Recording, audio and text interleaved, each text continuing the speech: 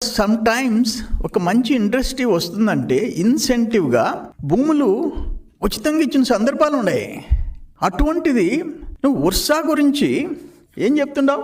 Ursa రూపాయి, ఇడ్లీ వడ, ఒక మంచి పరిశ్రమ వస్తుంటే, పెట్టుబడి వస్తుంటే 99 పైసలు అంట, రూపాయి అంట ఇడ్లీ వడ రేటుకి మీరు ఎకరా భూమి ఇస్తారా అని మాట్లాడినాడు. నేను ఒక్క మాట అడుగుతున్నా జగన్మోహన్ రెడ్డిని.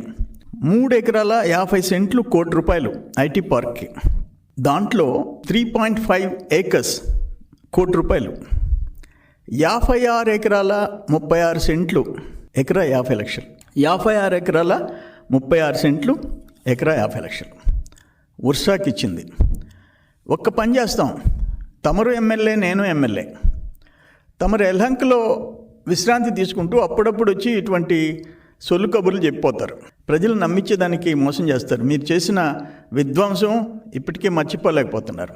నేను ఒకటే అడుగుతున్నా, నేను తమరిని, ఇది కన్నా రూపాయికి ఇచ్చుంటే, ఇడ్లీ వడ రేటుకి ఇచ్చుంటే నేను రాజీనామా చేస్తా. సర్వేపల్లి నుంచి వచ్చి ఇక్కడికి వచ్చి రాజీనామా చేస్తా. తమరు ఎల్హంక నుంచి వచ్చి పులివెందులకు రాజీనామా చేయండి. పులివెందులు ఎమ్మెల్యేగా, నేను సర్వేపల్లి ఎమ్మెల్యేగా రాజీనామా చేస్తా. ప్రిపేర్ అవుతాం, ప్రజల తీర్పుకు కూడా ప్రిపేర్ అవుతాం. అంటే ఇంత పచ్చి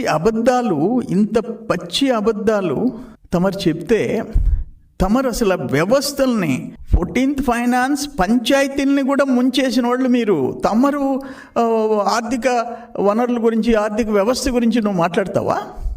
14th finance, 15th finance, SC/ST sub plan, central government ఇచ్చే షేర్లు, ఒక ఇరిగేషన్ వ్యవస్థ, వ్యవసాయ శాఖ, నీటిపారుదల శాఖ, రోడ్లు భవనాల శాఖలు, పంచాయతీలు, చిన్న పంచాయతీలు, అవి కూడా నువ్వు బటన్ నొక్కి వెనక్కి తీసుకున్నవి. అటువి తమరు మాట్లాడతారా? మద్యం తాగిస్తానని చెప్పేసి అప్పులు తీసుకున్న వాళ్ళు తమరు మాట్లాడతారా?